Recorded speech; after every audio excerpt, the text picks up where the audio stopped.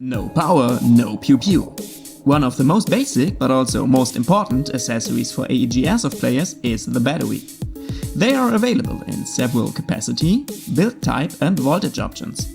In my latest community post, I asked you which type of battery you prefer. Unsurprisingly, 11.1 volts LiPo batteries seem to be the most common choice nowadays. But how do the other LiPo options on the market perform? And why are especially 14.8 volts LiPos so unpopular? Wouldn't they be a proper upgrade for even faster trigger response and rate of fire? Let's find out together in this video.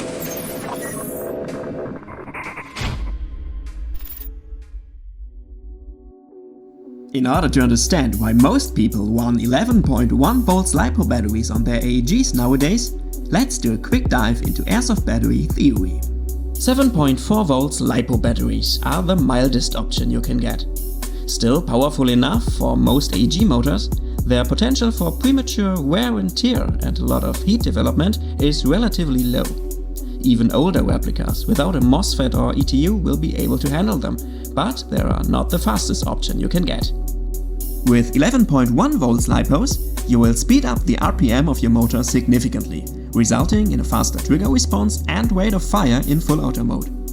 Back in the days when most of the replicas had no MOSFETs, those batteries were famous for damaging the old school switch units, because the current going through the contacts was too high and basically burned their surface areas. But nowadays, with modern ETUs and MOSFETs, the energy load on the trigger is reduced significantly, so 95% of the AEGs out there are actually ready for 11.1 volts. Even modern AEPs are shipped with 11.1 volt LiPos these days.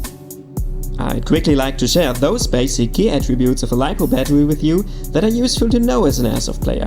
Hopefully without getting too deep into physics here, so the science is a little simplified. On this example battery, it's good to see an 11.1 volts LiPo consists of 3 cells. Each cell usually comes with a voltage of 3.7 volts, so the connection in series results in an overall voltage of 11.1 volts. Fully charged, this can be a little more, but that's not that important here. For a long battery life, the cells all have to be charged equally. This is why LiPos always come with a second white balancer plug and need to be charged with a special LiPo charger.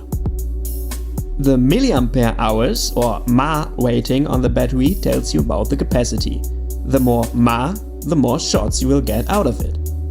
Last but not least, there are the 3 C ratings.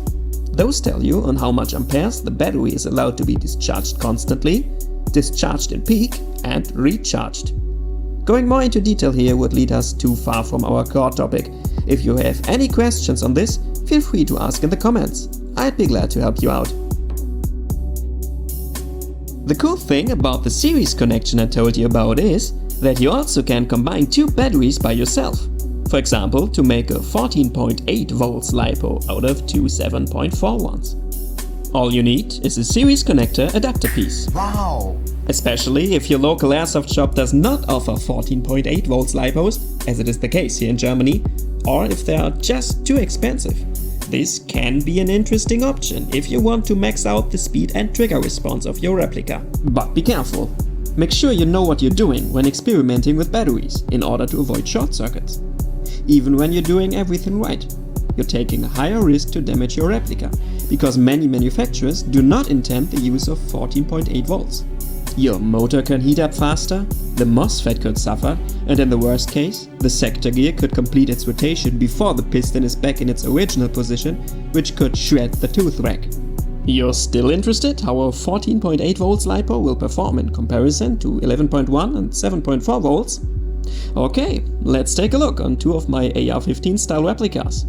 My custom semi-only build with 13:1 high-speed gears on the one hand, and my double sector gear G&G Firehawk high cycle on the other hand.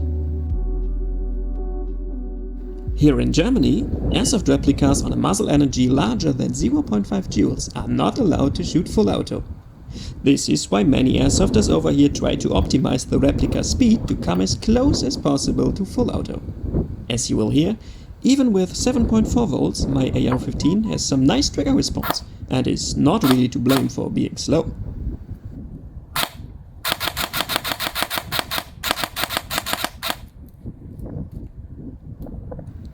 By the way, I disabled the precooking function, so you can hear what a full shooting cycle on the S-AEG sounds like.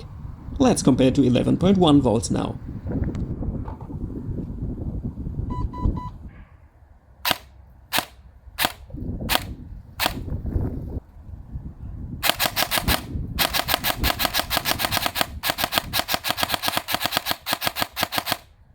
I think it's obvious that the upgrade in terms of voltage brought a notable increase of speed on the shooting cycles. Can this even be topped by connecting the 14.8 volts LiPo? Or am I going to destroy my beloved AR-15 now?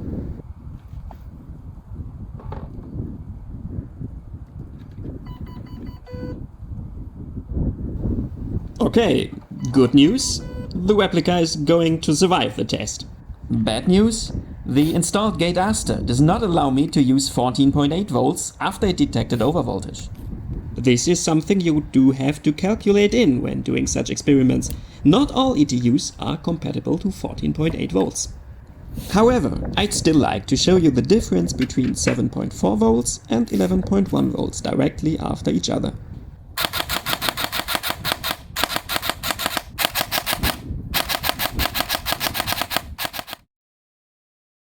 Of course, I'm not giving up on this test and prepare the G&G Firehawk, which is equipped with a Gate Titan ETU and definitely capable to handle 14.8 volts. Here we go.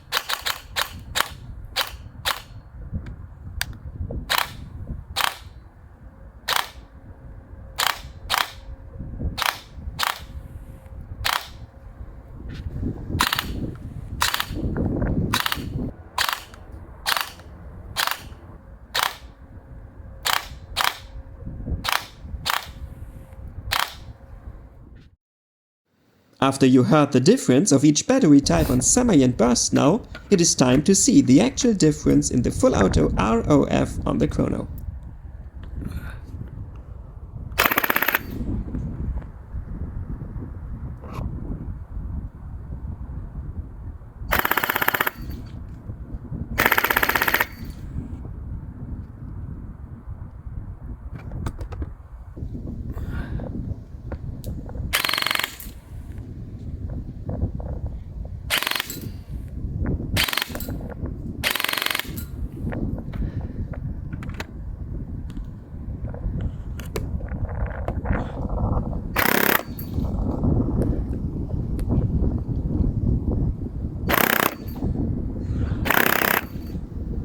By adding one cell of 3.7 volts, on this replica we achieve a boost of 7 to 10 RPM. At the same time, the shooting energy in full auto decreases a little bit.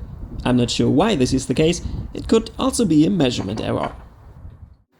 At least on one of the two tested replicas, the 14.8 volts LiPo construction worked surprisingly well and caused a nice increase of RPM. Unfortunately, I probably never will be able to play it that way, as there is no option I can store those 4 cells somewhere inside without a huge external box.